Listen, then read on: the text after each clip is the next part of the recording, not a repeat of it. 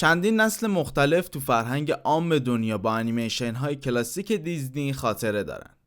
انیمیشن هایی مثل سیندرلا، آلیس در سرزمین عجایب، کتاب جنگل، میکی موس، پیتر پن، سنباد و کلی داستان های خاطر انگیز دیگه. اما دیزنی این داستان ها رو از کجا میاره و چه افکاری پشتشه؟ آیا فقط این داستان ها از روی تخیل یه سری نویسنده بوده یا واقعیته؟ کمپانی دیزنی توسط دو برادر به نام والت و الیور دیزنی تو سال 1923 تأسیس شد و تو یک قرن تجربه به یکی از پای ثابت‌های صنعت سرگرمی جهان تبدیل شده که چندین زیر مجموعه هم داره. اما داستان‌هایی رو بر اساس واقعیت و افسانه ساخته که موندگار شده، اما همیشه مقداری از داستانو به دلایلی تغییر داده. با ما همراه باشید تا چند تاشو براتون بگیم. اینجا دایره است، سابسکرایب و لایک یادتون نره. برو بریم. پینوکیو یه داستانه که بین همه ما محبوبه و قصه اصلیش توسط کارلو کلودی نوشته شده. تو انیمیشن دیزنی پینوکیو یه پسر چوبیه که توسط نجاری به نام پدر ژپتو ساخته میشه. یه پسر ساده و مهربون که گاهی اشتباه میکنه و به افراد ناتو مثل روباه مکار و گربه هیله‌گر میخوره که در آخر با خوبیایی که انجام میده توسط پری مهربون به یه آدم تبدیل میشه. اما داستان واقعی خشن‌تر از این حرفاست. پینوکیو یه شخصیت شیطانی و بده که همش تو دردسر میفته و در آخر اعدامم میشه.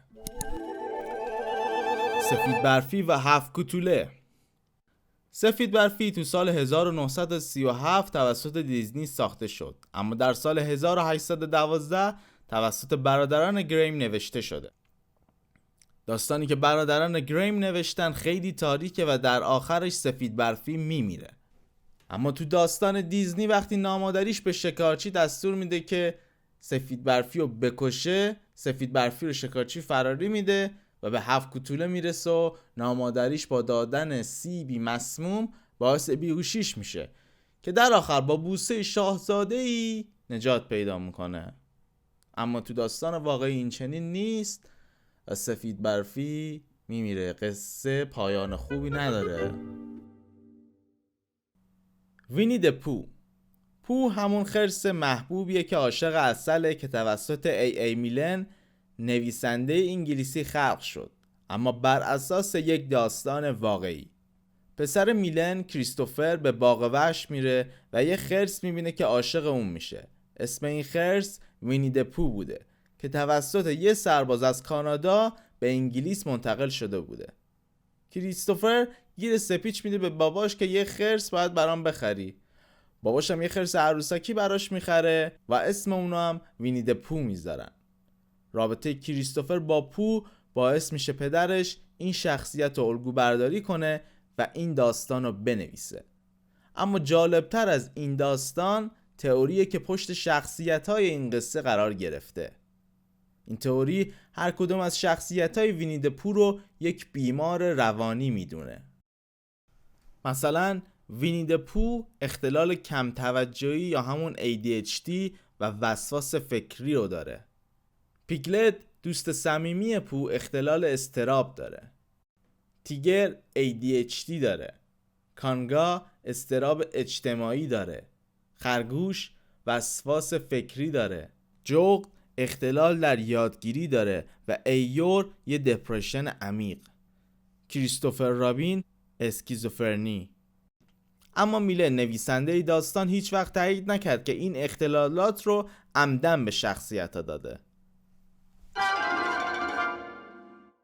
یکی دیگه از شخصیت‌های جذاب دیزنی هرکوله. هرکول برگرفته از یک افسانه یونانیه. تو داستان دیزنی هرکول یه انسانه که توسط یه جادوگر به هیولا تبدیل میشه و باید با کمک دوستاش این طلسمو بشکنه و دوباره انسان بشه. اما تو افسانه هرکول یه نیمه خداست که توسط زئوس خلق شده و الهه هاتس میدزدتش و به هیولا تبدیلش میکنه. زئوس هرکولو به زمین میفرسته تا با انجام 3 کار خوب دوباره به خدا تبدیل بشه. چیزی که مشخصه دیزنی علاقه خاصی داره که افسانه ها و داستان هایی که ازش الگو برداری میکنه یه حالت خانواده طور داشته باشه و از اون حالت خشونتش به دور باشه، که چیز طبیعیه. شما با کدوم از شخصیت های دیزنی خاطره بیشتری دارید و بیشتر دوستش دارید؟ برامون کامنت کنید. ما رو حمایت کنید با لایک و سابسکرایباتون. مرسی از تماشاتون.